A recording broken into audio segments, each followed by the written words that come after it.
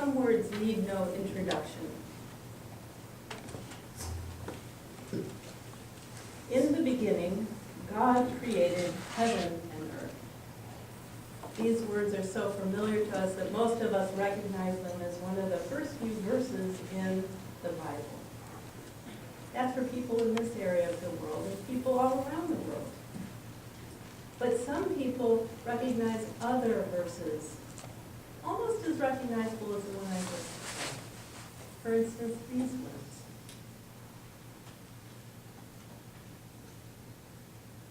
The Tao that is told is not the eternal Tao. The name that is named is not the eternal name. The unknowable is the eternal Tao. These are the first lines, the opening lines of the Tao Te Ching. And if you look right here, you can see the Tao Te Chings that I have currently in my library, and there's quite a few of them. And it's because after the Bible, the Tao Te Ching is the most translated book in the entire planet. So what makes this book so special? This was my first Tao Te Ching, by the way. And I have to tell you, I love this book. It might be my favorite of all books. And how could that be?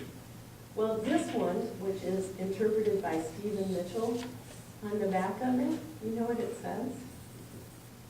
The wisest book ever written. Well, I love it so much that I gave it to my friend Juliet for her birthday. Yeah. And you know what's really neat is she actually reads it every day now. She uses it as a meditation tool. So it's quite synchronistic that she was available to come sing for us on the day that our topic is the Tao. When I asked Juliet what she loved so much about the Tao, she said, you know, it just speaks to my soul. And it's really true. It gets beneath the mind, the thinking of the identified self, and takes you to a deeper place. Some people say that it's a key to preparing life, and Stephen Mitchell says that it's a manual in the art of living. The Tao is just a beautiful, beautiful book. So I'd love to tell you about it. The Tao Te Ching was written about 2,500 years ago. And it was written by a man who's affectionately referred to as Lao Tzu. And Lao Tzu is translated to mean the old master.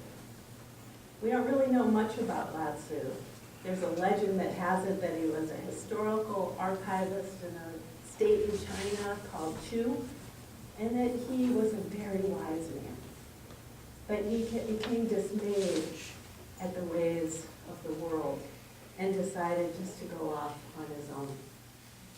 So the legend has it he climbed on top of a water buffalo, and he started to leave, and he reached the border, and there was a gatekeeper there who recognized him and said, please, before you leave, won't you share some of your wisdom for posterity?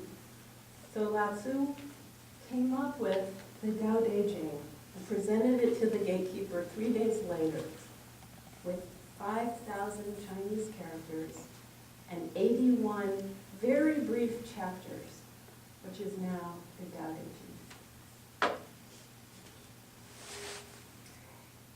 The first verse, which is the Tao that can be told, is not the eternal Tao. The name that can be named is not the eternal name, is so true.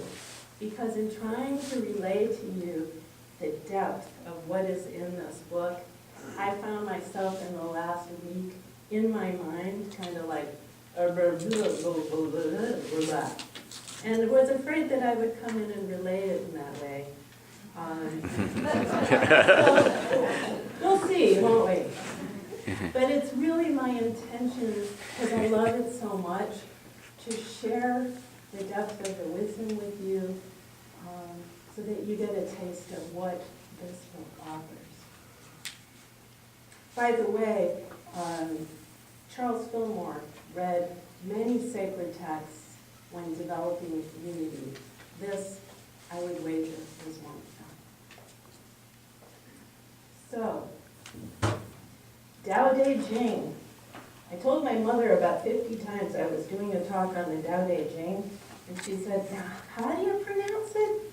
How do you say it?" So for my mom,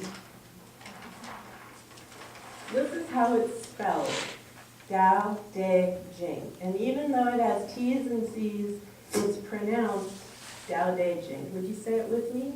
Tao Te Ching. Very easy. Now, linguists battle over the correct spelling, so you'll also see it spelled this way. It's both. The world is a big place. So Tao, what is Tao? Tao, in Michelle's beautiful meditation approach to Tao, it's the absolute. It's everything and it's nothing. It's so big that the human mind can't fathom it. It's too big for our rational mind. It's outside of it. Tao also means the ordering principle of life. It's the mother of all things, and from it all things are born and all things return. It's the law, the principles of which we all reside. And last, the Tao is when we're in sync with the universe and everything just runs. Te means virtue.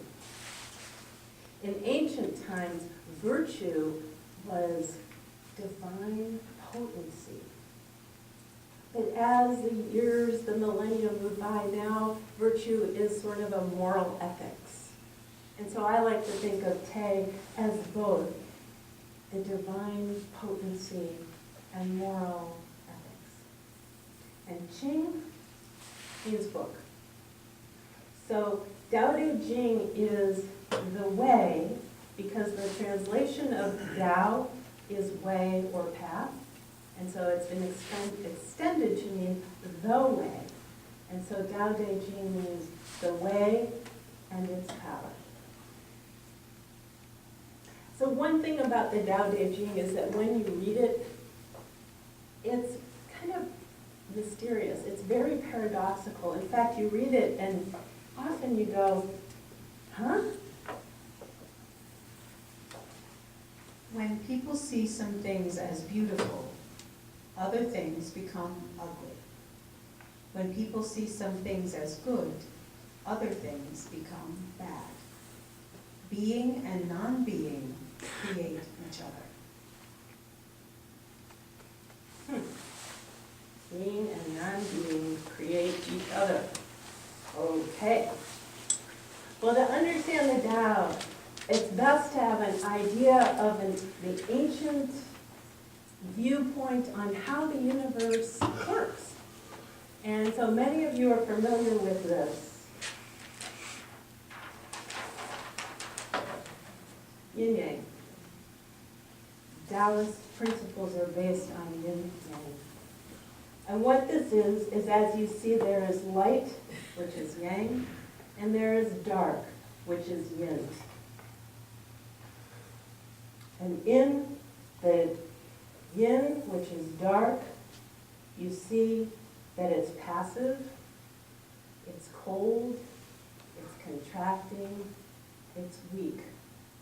None of these are necessarily bad things, because when you're hot, you welcome cold. So this is what this represents. And the white represents Yang, which is bright and active and expanding and strong and hot. What's really interesting is that in the Yin lies the seed of Yang, and in Yang lies the seed of Yin.